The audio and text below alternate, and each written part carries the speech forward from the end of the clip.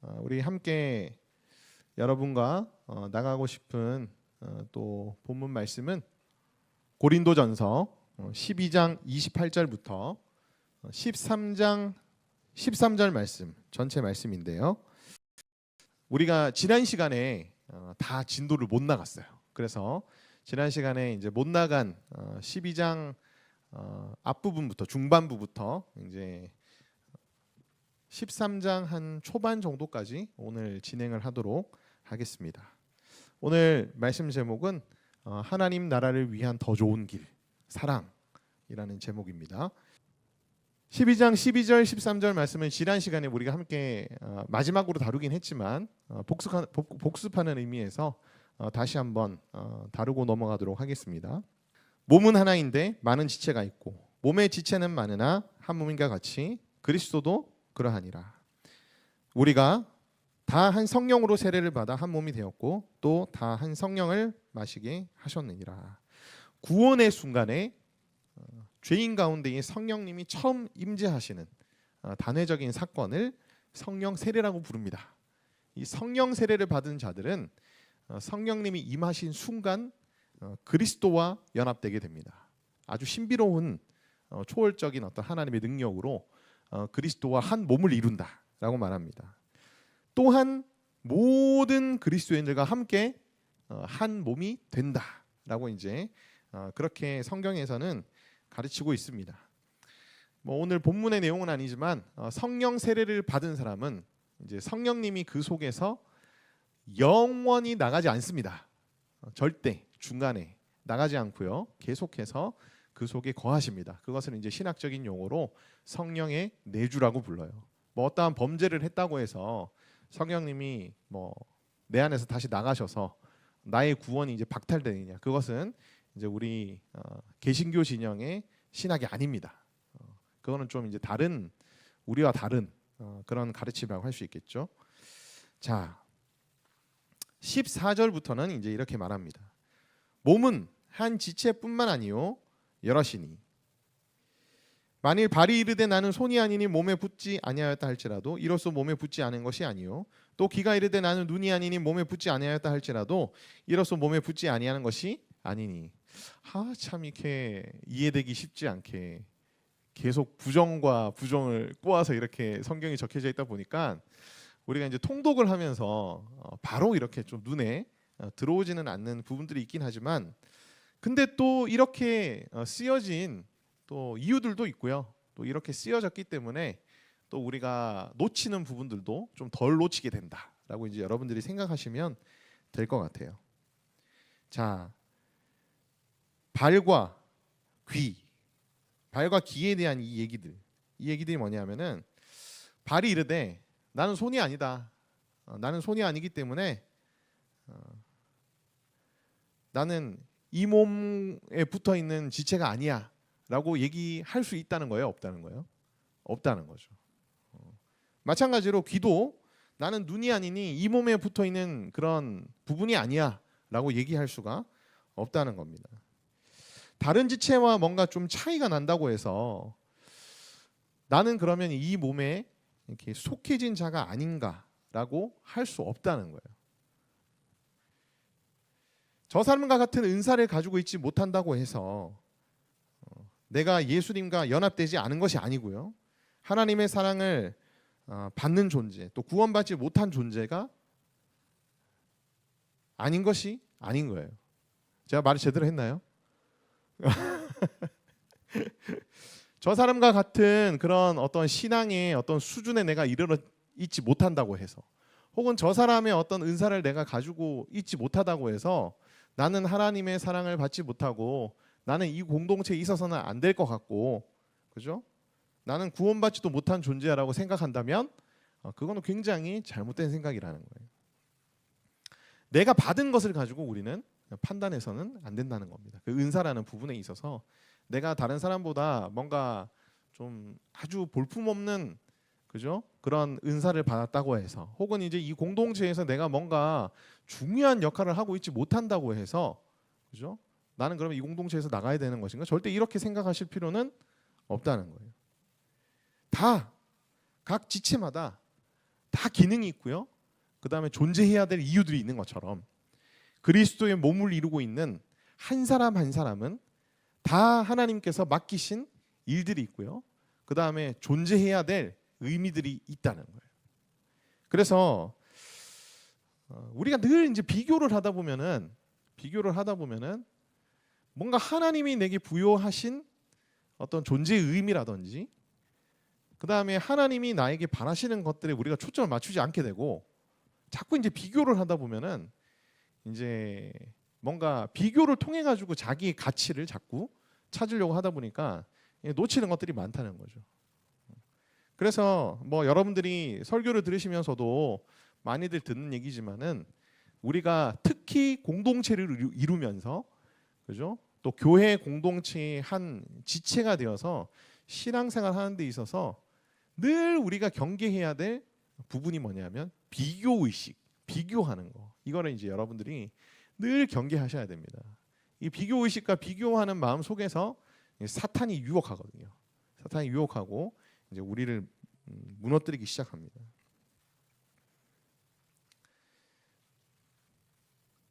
(12장) 17절부터 21절까지를 쭉 보면 자, 온몸이 눈이면 듣는 곳은 어디며 온몸이 듣는 곳이면 냄새 맡는 곳은 어디냐. 그러니까 각 지체마다 뭐가 있다는 거예요?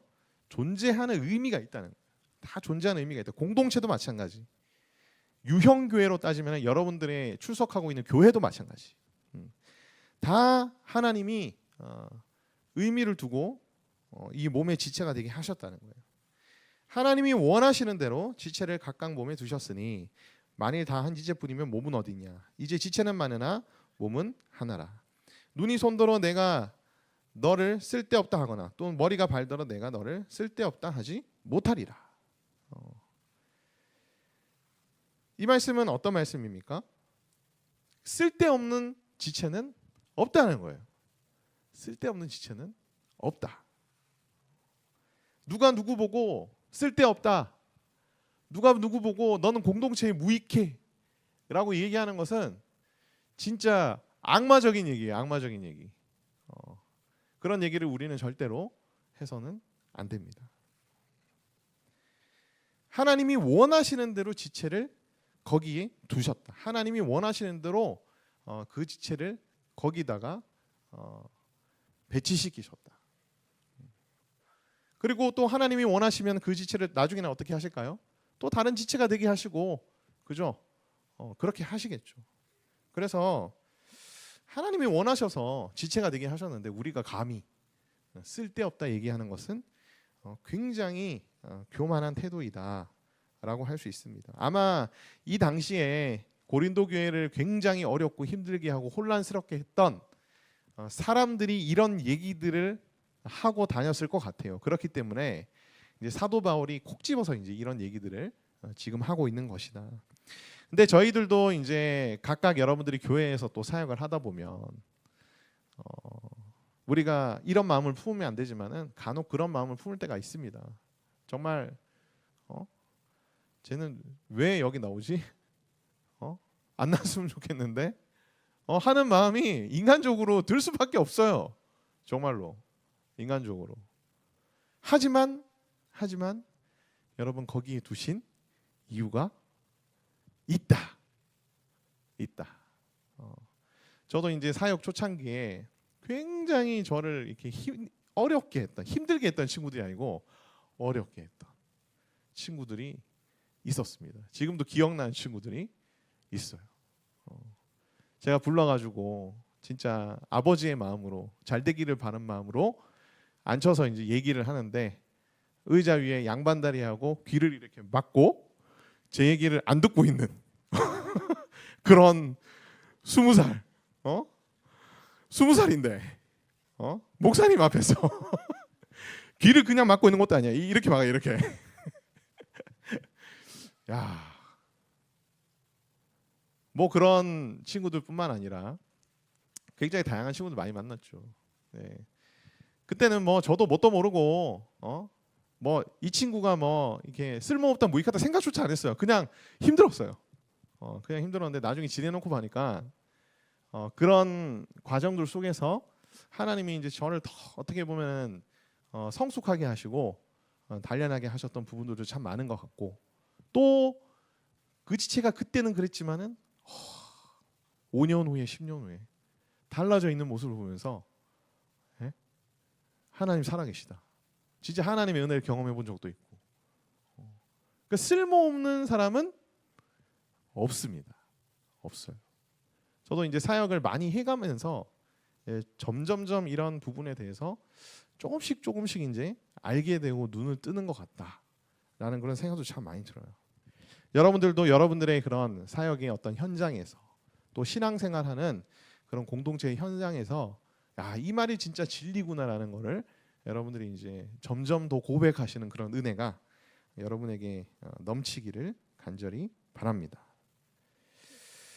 서로 다른 지체들이 모여 있기 때문에 몸으로서 기능을 수행할 수가 있다.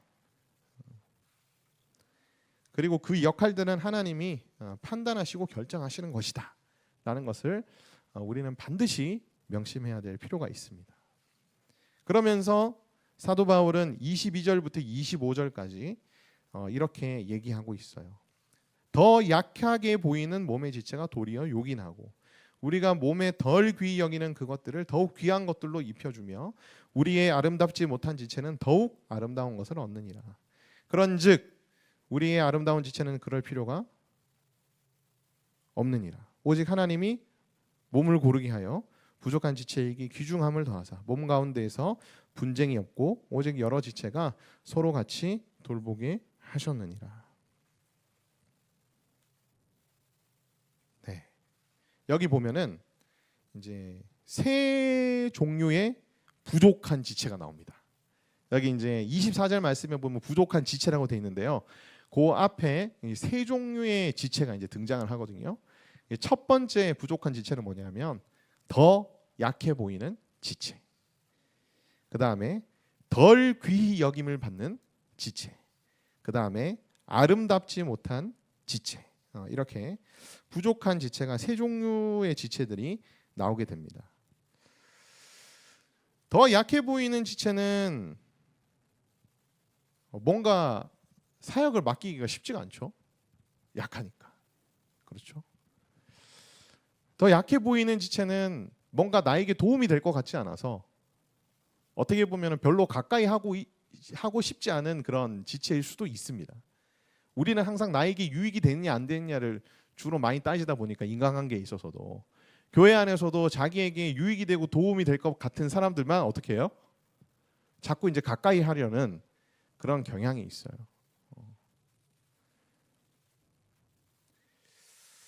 눈에 띄지 않고 정말 작은 존재감을 가진 그런 사람들일 수 있습니다. 더 약해 보이는 그런 지체. 덜 귀히 여기는 지체들은 뭐예요? 덜 귀히 여기는. 귀해 보이지 않는 지체. 그러니까 사역도 열심히 뭐 안 하는 것 같고, 그죠? 신앙생활에 있어서도 뭐 별로 본이 되는 것 같지는 않고, 그죠? 어떻게 보면 공동체의 리더십 입장에서는 요긴한 사람은 아닌 거예요. 필요한 사람은 아닌 겁니다. 그래서 그 사역자들 그리고 공동체의 리더십인 사람들이 주로 많이 받는 유혹이 뭐냐면은 열심과 헌신도 그다음에 요긴한 사람들만 주로 잘 챙기고 그다음에 잘 케어하려는 경향이 좀 있는 편이죠. 그것도 어떻게 보면은 사탄이 우리에게 주는 유혹일 수 있어요. 내게 유익한 사람들만을 우리가 귀하게 여기지 말고 그렇지 않은 지체들도 귀하게 여겨야 된다. 존귀한 존재이다.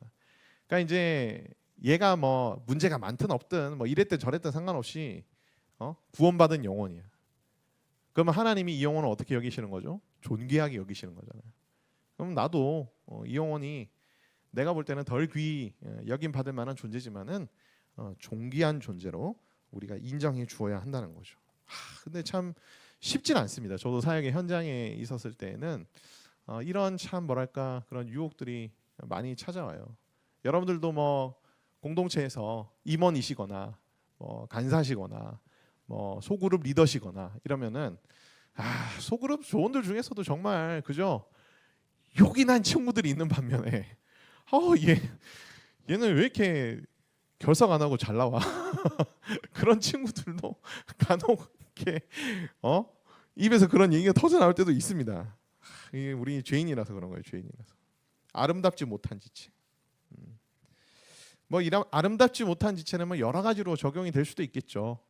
뭐 겉으로 뭐 아름답지 못해 보일 수도 있고, 좀 말을 또 예쁘게 안 하는 사람일 수도 있고, 뭐 되게 다양하게 사실 우리가 적용할 수 있는 문제긴 하지만, 이런 사람들이 그냥 겉모습만을 가지고 아름답냐 아름답지 못하냐를 판단하는 것은 굉장히 이제 잘못된 기준으로 판단하는 것일 수 있죠.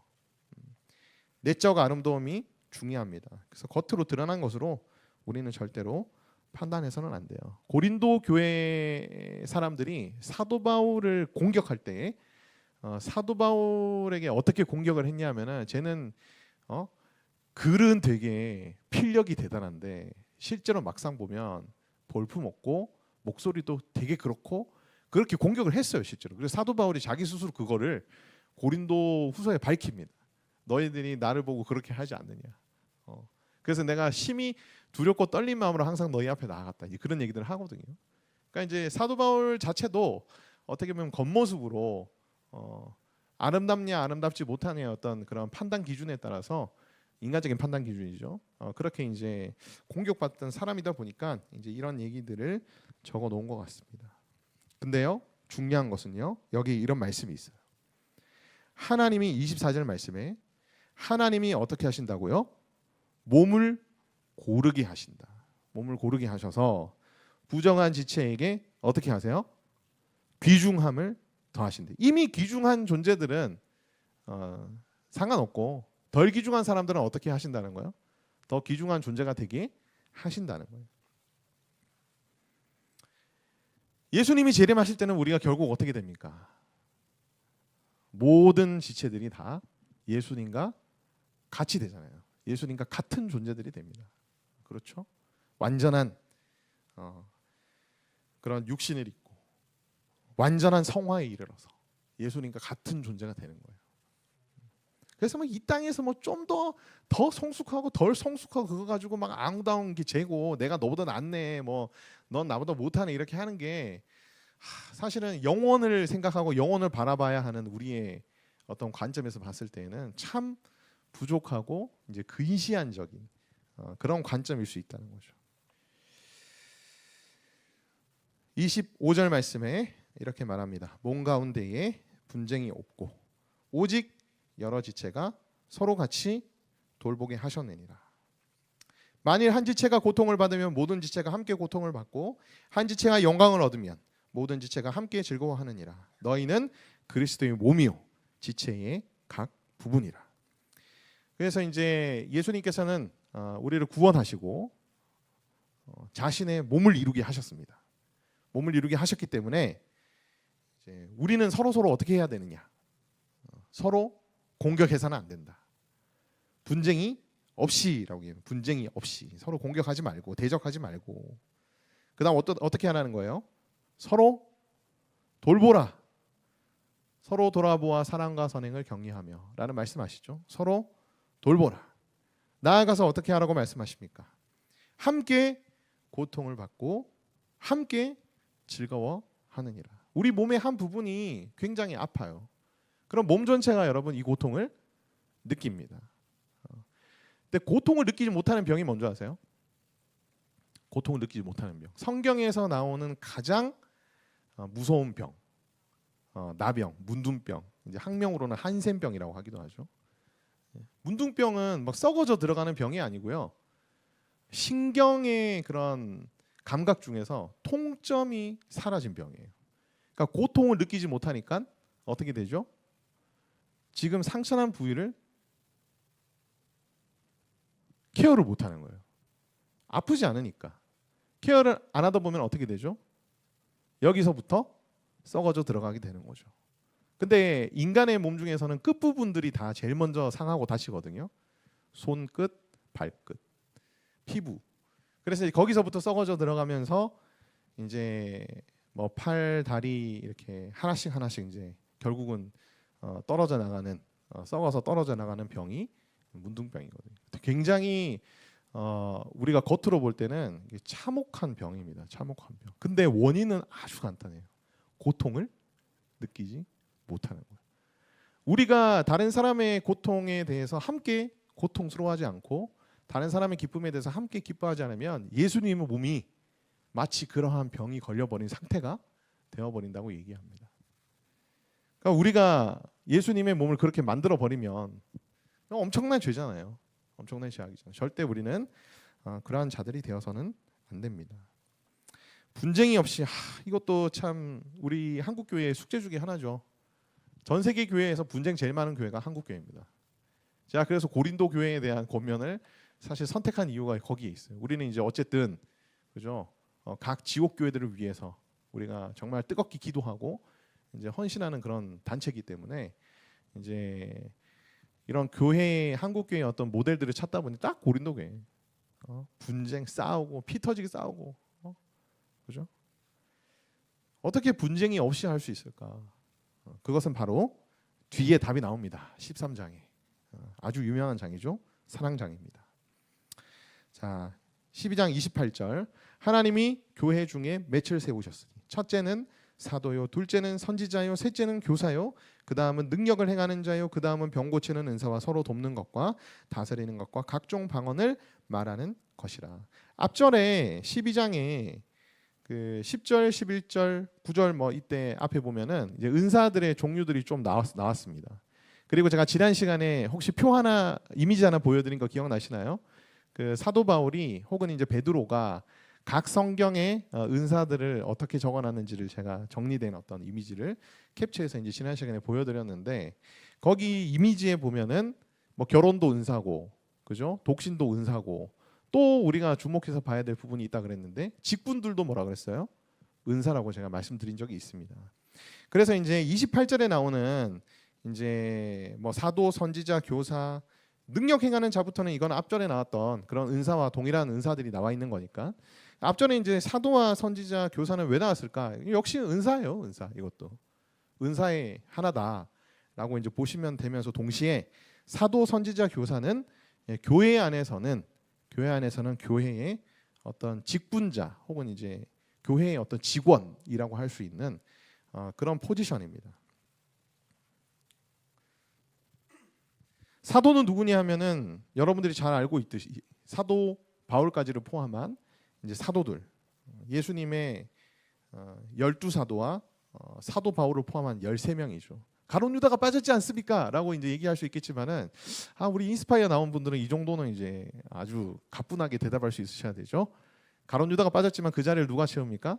마띠아라고 하는 예수님의 또 다른 제자가 이제 가룟 유다의 자리를 채웁니다. 그래서 이제 12사도로 계속 초대기회 때 이제 사역을 했었습니다. 거기다 이제 사도 바울까지 포함하면 이제 13명이 되는 거죠. 사도들은 선포와 가르침에 있어서는 절대적 권위를 가지고 있는 그런 사람들입니다. 이 사도들을 제외하고는 인류 역사상 그 누구도 절대적인 권위를 가진 사람은 없다라고 여러분들이 분명하게 알고 있으셔야 돼요. 그 다음에 이제 선지자는 누구냐 하면은 하나님으로부터 받은 계시를 교회에 전한 자들입니다. 아직은 초대교회는 성경이 다 적혀지진 않았어요. 신약 성경에 한 권씩 이제 적혀져 있던 상황이었고 이제 성경이 이제 최종적인 절대적 권위다 보니까 이 절대적 권위의 말씀이 우리에게 완성된 계시가 주어지기 전까지는 이제 초대교회 안에는 이제 이런 어떤 계시를 받은 자들의 활동들이 있었고 그들이 이제 뭐라고 불렀냐 하면은 선지자라고 불렀습니다. 그래서 이제 사도와 선지자는요 교회의 기초를 세운 자들이라고 에베소서에 나옵니다. 그래서 초대교회의 어떤 기초가 다 세워진 뒤로는 사도와 선지자는 더 이상 교회에서는 이제 찾아볼 수 없는 이제 직분이 돼버립니다. 칼빈도 이제 이 부분에 대해서 이렇게 얘기해요. 주님께서 그의 나라를 시작하실 때에 세운 자들이며 시대가 필요하다고 요청할 때 다시 부활할 수 있다. 이렇게 얘기합니다. 세 번째 이제 교사는 말씀과 진리를 전문적으로 가르치는 사역자들을 얘기합니다. 그래서 뭐 지금 시대로 따지면 이 교사에 해당하시는 분들은 신학교 교수님 정도라고 이제 생각하시면 되겠지만은 교회에서는 그래도 목회적으로 이 사역들을 또 감당하는 성도들이 있잖아요. 목사님도 어떻게 보면 교사기도 하고 그다음 우리 성도들 중에서도 이제 말씀을 가르치는 사역들을 또 하시기 때문에 목회적인 관점에서는 이제 말씀을 가르치는 성숙한 그리스도인들을 다 교사라고 부릅니다. 능력 행하는 자, 병 고침, 서로 돕는 것, 다스림, 방언, 이제 이런 순으로 쭉 나오는데 이 언급된 순서에 과연 의미가 있는가라는 그런 질문들을 해석학자들이 이제 품었던 것 같아요. 그래서 어떤 학자들은 이제 하나님께서 초대교회가 처음 세워지고 난 후부터 이제 차례대로 이제 세운 어떤 은사들에 대해서 순서대로 열거한 것이다라는 이제 학자들의 견해도 있습니다. 저는 이것도 맞다고 생각해요. 실제로 이제 그런 순서대로 된 것 같죠. 사도가 먼저고 그다음 선지자고 그다음 교사고 그렇게 가는 것 같습니다. 근데 또 한편으로는 이제 영적인 어떤 질서에 있어서 이제 어떻게 보면은 그 권위의 순서들을 나타내는 것이다라는 학자들의 견해들도 있습니다. 저는 이것도 이제 어느 정도 맞는 의견이 아닐까라는 생각이 들어요. 왜냐하면은 고린도 교회는 지금 은사자들을 중심으로 엉망진창이었습니다. 사도 바울조차도 그런 권위자로 인정하지 않고 엄청나게 이제 공격을 하고 있었고 자기들끼리 파당을 행세해가지고 그죠? 파당을 갈라가지고 서로 싸우고 있었고 그 당시에 이제 그 교회를 지도하고 있었던 사도 바울 다음으로 이제 파송받은 아볼로 다음에 또 사역했던 그런 분들의 지도도 전혀 받지 않은 그런 상황이었기 때문에 그런 혼란스러움을 사도 바울이 바라보면서 어떻게 보면은 이 권위의 어떤 순서대로 또 이런 은사를 나열하지 않았을까라는 생각이 들어요. 그래서 이제 너희가 이런 은사 가졌다고 해서 이런 은사 가진 사람들을 무시해서는 안 돼. 그들의 권위는 그래도 인정해 줘야 돼라는 이제 어떤 그런 의미로 이제 은사의 순서들이 나열돼 있다라는 견해들도 있습니다. 그러니까 이제 우리가 성경을 해석하다 보면은 견해가 꼭 한 가지만은 아니에요. 여러 가지 견해들이 있을 수 있습니다. 그래서 우리가 해야 될 작업은 뭐냐면 어느 것이 더 배경적이며 성경적인 근거가 있는 견해인가를 이제 구분해야 될 필요가 있고 그 다음에 또 이렇게 아주 잘못되거나 이상한 견해가 아닌 이상에는 또 합당한 근거가 있다면 이런 견해도 우리가 수용하고 저런 견해도 수용하면서 성경 해석을 할 필요가 있습니다. 자, 29절 말씀. 다 사도겠느냐, 다 선지자겠느냐, 다 교사겠느냐, 다 능력을 행하는 자겠느냐, 다 병 고치는 은사를 가진 자겠느냐, 다 방언을 말하는 자겠느냐, 다 통언을 통역하는 자이겠느냐. 너희는 더욱 큰 은사를 사모하라. 내가 또한 가장 좋은 길을 너희에게 보이리라. 그러니까 예수님께서 몸을 이루게 하시고 우리들을 다 예수님의 몸의 각 지체로 이루게 하시고 또 우리에게 은사를 주신 목적은 뭐예요? 하나님의 나라를 이 땅에서 세우도록 하시기 위해서 하나님께서 이제 우리를 공동체 예수님의 몸이 되게 하시고 그다음에 또 각각의 우리의 어떤 은사들 기능들을 우리에게 선물로 주신 것이다라고 이제 지난 시간에 말씀드린 적이 있는데 사도 바울은 여기에 이제 너희가 어떤 은사를 가졌는지도 중요한데 어떻게 하라는 거예요?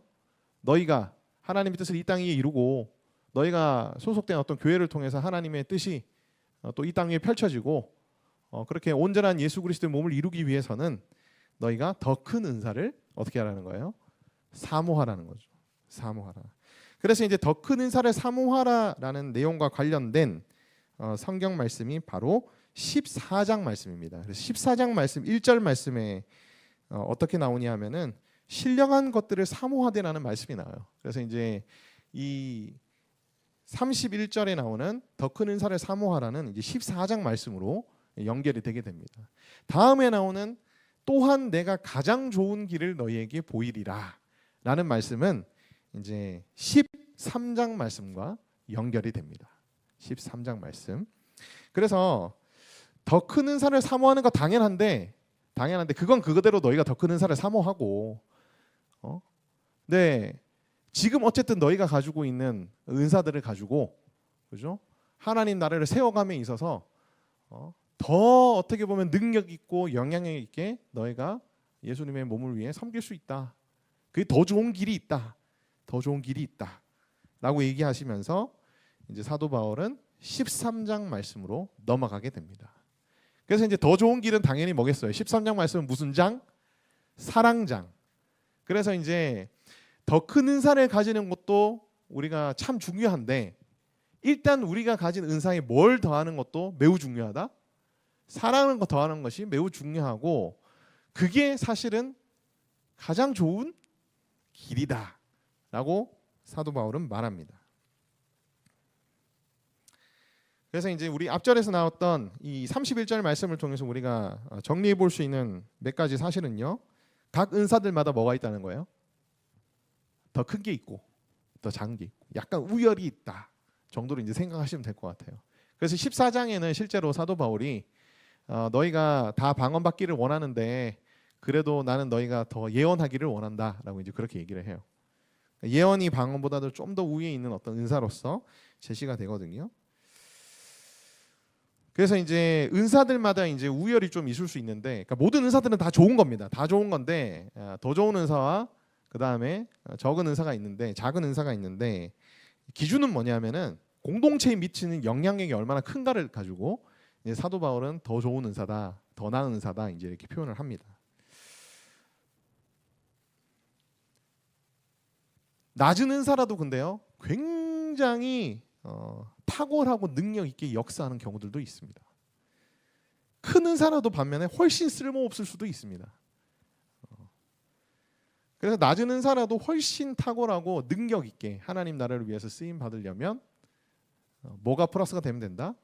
사랑이 플러스가 되면 된다. 저는 이제 그 비유로 이제 여러분에게 또 이렇게 이해되기 쉽게 말씀을 드려야 되니까 비유 뭐가 생각하다가 떠오르긴 했는데 이걸 해야 될까 말아야 될까? 왜냐하면 목사로서 이 비유를 드는 것이 또 비판받을 수 있기 때문에. 그렇지만 여러분들 이해를 돕기 위해서 제가 드리겠습니다. 제가 이제 원피스라는 애니메이션을 되게 좋아하거든요. 거기 보면은 이 원피스에 열매들이 많이 나옵니다. 이 열매 등급이 있어요. 아십니까 여러분? 자연계 열매가 제일 좋은 거죠. 제일 안 좋은 열매들은 초인계 열매예요. 초인계 열매. 그 원피스에 나오는 주인공이 이 초인계 열매, 제일 안 좋은, 질 안 좋은 열매의 능력을 가지고 있는 존재 아닙니까? 고무고무 열매. 근데 이 주인공이 높이는 가장 낮은 계급의 초인계 열매를 가지고 해적왕이 됩니다. 최고의 능력자가 되는 거죠. 근데 그렇게 될 수 있었던 이유는 뭘까요? 이 주인공이 패기라는 걸 가지고 있었거든요. 최고의 패기를 가지고 있었거든요. 그러니까 은사에 적용해 보면 마찬가지예요. 은사도 낮은 은사들이 있지만, 이 패기 같은 게 우리 성경에서는 은사와 관련된 성경 내용에서는 뭘로 중요해요? 사랑이 사랑. 아주 강력한 사랑을 두른 은사는 그 어떠한 나은 은사보다도 강력하다. 강력하다라는 것이 이제 이 사도 바울의 이제 말씀입니다.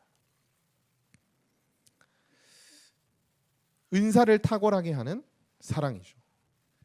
방언과 천사의 말을 할지라도 사랑이 없으면 구리와 우리는 꽹가리가 됩니다. 예언하는 능력이 있어 모든 비밀과 모든 지식을 알고 또 산을 옮길 만한 모든 믿음이 있을지라도 사랑이 없으면 아무것도 아닙니다. nothing. 구제하고 몸을 불사르게 내어줄지라도 사랑이 없으면 내게 아무 유익이 없느니라. 제가 이제 이 13장 말씀을 이번에 준비를 하다가 저도 예전에 좀 약간 궁금하기도 했었고, 그래서 이번에 이제 준비하면서 살펴봤더니 제가 좀 잘못 알고 있었던 부분이 있더라고요. 그래서 오늘 좀 정리를 해서 여러분에게 알려드리고 싶은데, 여기 밑에 보면은 사랑이 은사인가? 저는 은사라고 좀 생각을 많이 했던 것 같습니다. 근데 이제 막 학자들의 견해들을 보면은 사랑을 은사의 하나로 보는 분들도 있어요. 보는 분들도 있는데, 제가 이제 모든 학자의 견해를 다 읽은 건 아니지만 그래도 뭐 한 7, 8명의 그런 저명한 주석가들의 글들을 좀 읽어보니까 거의 뭐 과반 이상, 5분의 3, 4 이상이 되는 분들이 사랑은 은사의 종류라고 할 수 없다라고 말씀을 하시더라고요. 맥락상 사모해야 될 은사에 대한 내용은 14장에 나오기 때문에 만약에 이렇게 사랑이 은사들 중에서 가장 큰 은사라면은 14장에 뭐가 나왔어야만 한다? 사랑이 나왔어야 된다는 거죠. 물론 이 13장에 나오긴 하지만 그렇다면 14장 1절에 나오는 신령한 것들을 사모하라는 말씀이 13장에 나왔어야 되지 않냐. 그런 학자들의 견해가 근거고요. 또 사랑이 만약에 은사라면 사랑이라는 은사를 받지 않은 사람들은 사랑을 하지 않아도 되는 건가요? 아니잖아요. 그죠? 우리가 하나님의 사랑을 받은 자들이기 때문에 우리는 원수까지도 어떻게 해야 되는 자들이죠? 사랑해야 되는 자들이죠. 그래서 이제 사랑을 은사의 수준으로 나눠 이렇게 취급을 해버리면은 받은 사람만 하고 못 받은 사람은 안 해도 되는 것처럼 이제 이해가 될 수 있다는 이 말도 사실 사랑을 은사로 보기에는 조금 어렵다는 근거의 말이기도 한 것 같습니다. 그리고 성경에서는 사랑을 성령의 은사로 표현하지 않고요. 뭘로 표현하냐면은 성령의 열매로 표현합니다. 열매. 성령의 열매 중에 하나가 이제 사랑이죠. 그래서 사랑은 은사로 보기에는 조금 그렇다. 사랑은 은사기보다는 이제 모든 그리스도인들의 마음 속에 품어야 할, 닮아야 할 하나님의 어떤 성품이다라고 보는 것이 이제 조금 더 적절하지 않을까라는 그런 생각이 듭니다.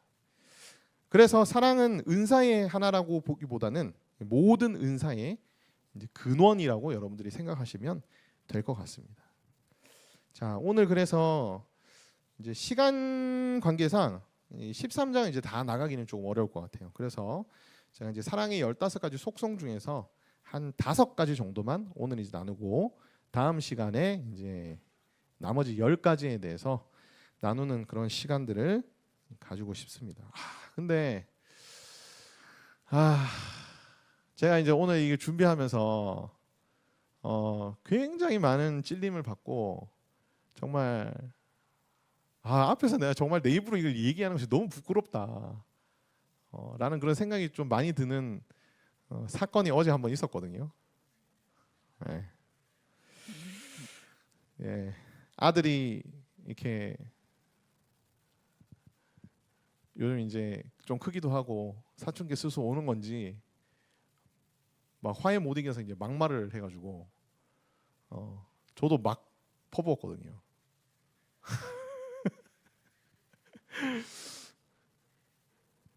근데 오늘 이제 아침부터 다시 이제 뭐 며칠 전에 준비하다가 오늘 아침부터 다시 준비하려고 이제 뒷부분 준비한 뒷부분을 봤더니 이 사랑의 속성들이 축 나오는 거예요.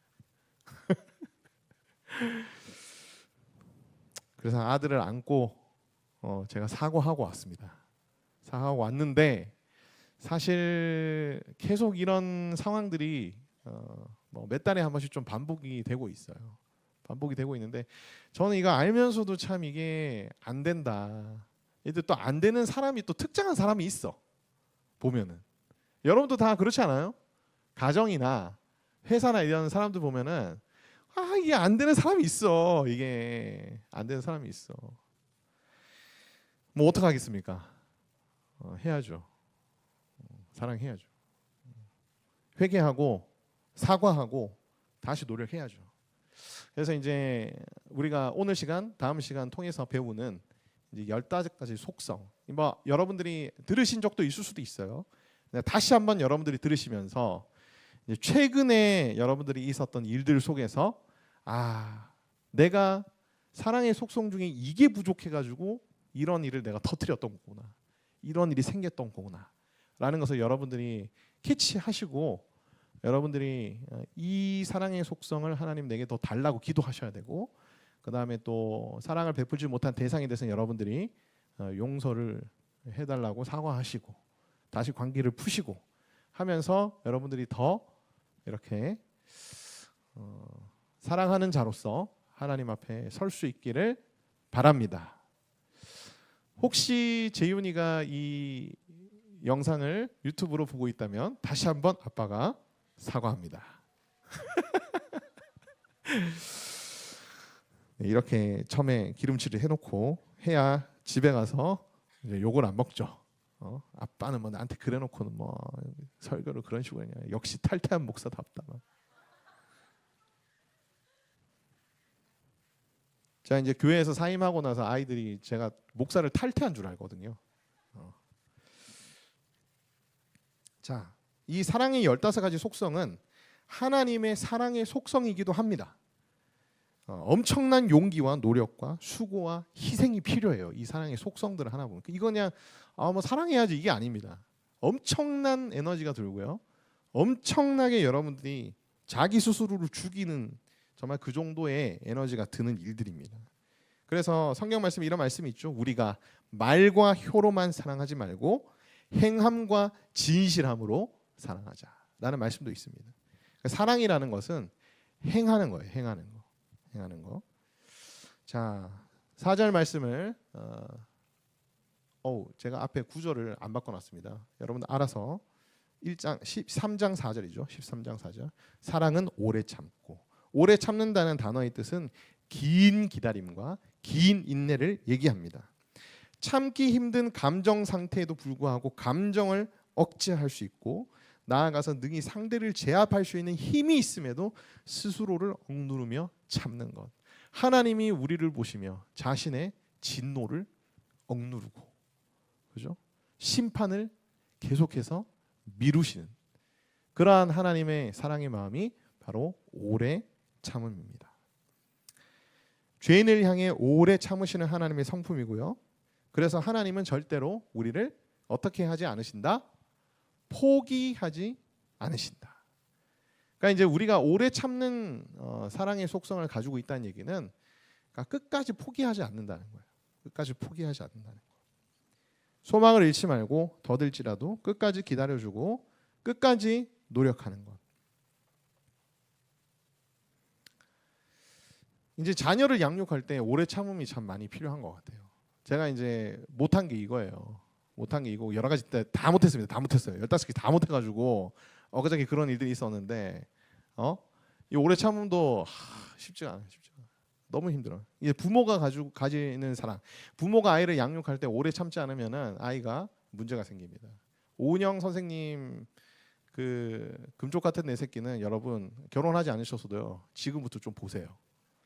여러분들이 제가 이런 말할 자격이 안 되네요. 생각해 보니까 보는데 저도 잘 안 돼. 보는데 저도 잘 안 돼. 네. 네. 한 번 말해서 고쳐지지 않는다고 해서 이제 화를 내거나 그러지 말고 수백 번, 수천 번 계속해서 기다려주는 거. 물론 정확하게 틀린 것을 얘기를 해주고 계속해서 기다려주는 것이 필요하다. 아내와 남편을 향해서도 오래 참음이 필요합니다. 사람이 잘 변하지 않거든요. 그냥 뭐 콩깍지 씌웠을 때는 다 해주죠. 그러나 또 같이 이제 살기 시작하면서 또 우리의 본성들이 나오기 시작하거든요. 그러니까 이런 그 사랑의 15가지 속성을 하나하나 우리가 다 살펴가면서 노력하지 않으면 사실 유지되기가 힘든 것이 또 가정이기도 합니다. 부부의 관계이기도 하고요.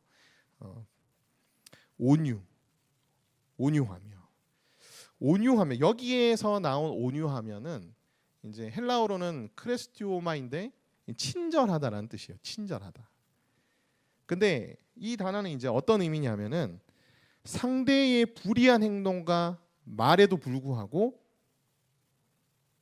평정심을 가지고 친절하게 대하는 것. 이것도 제가 못한 거예요.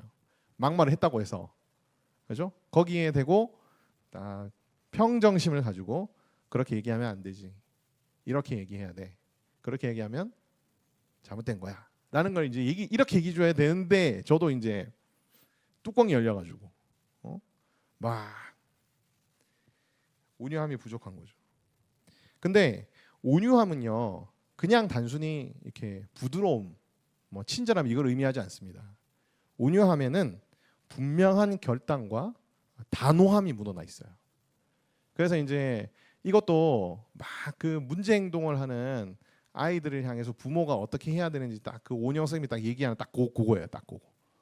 평정심을 가지고 이성을 찾은 가운데에서 틀린 부분과 잘못된 부분을 얘기해 주는 거.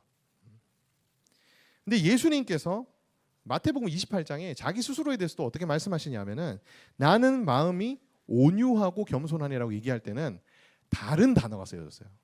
이거는 이제 친절함을 뜻하는 단어가 쓰여진 게 아니라 다른 단어가 쓰여졌는데 이제 프라우테스라고 하는 단어인데요. 이 단어의 의미는 뭐냐면 야생 동물이 완전히 조련된 상태를 의미합니다. 야생 동물이 완전히 조련된 상태. 그러니까 이제 예수님이 자기 스스로에 대해서 이제 나는 마음이 온유하다라고 표현했을 때는 어떤 의미냐면 철저하게 주인이신 아버지 하나님을 따르는 성품이다라는 뜻이에요. 그래서 매를 생각해 보시면은 이 매의 정말 그 사나운 공격성과 본성은 사라지진 않았지만 조련이 되면 어떻습니까? 주인이 얘기할 때 명령할 때만 그 공격성이 발휘가 되고 그렇지 않을 때에는 주인에게 어떻게 하죠? 아주 순종적이죠. 고분고분하죠. 그러니까 그러한 상태를 예수님이 말씀하시면서 나는 마음이 온유하다 그렇게 이제 말씀하시거든요. 그래서 주인이 명령하면 명령 이행을 위해서는 강한 성품을 사용하기도 한다. 그래서 이제 뭐 사랑의 속성 중에 쓰여진 온유의 단어가 이제 어떻게 보면 예수님이 자기 자신을 온유하다고 얘기할 때 그 단어는 아니지만 어쨌든 제가 뭘 보여드리기 위해서 말씀드린 거 아니고 온유하다라는 얘기는요. 그냥 그저 부드럽고 우유부단한 사람의 모습 속에서 나타나는 그런 온유가 아니라는 거예요. 뛰어난 감정 조절 능력, 마인드 컨트롤, 의지와 실천력. 그다음에 뭔가 강한 어조를 써야 될 때는 강한 어조를 쓰고 결단할 때는 또 결단하는 그런 속성이 뭐냐면은 온유합니다.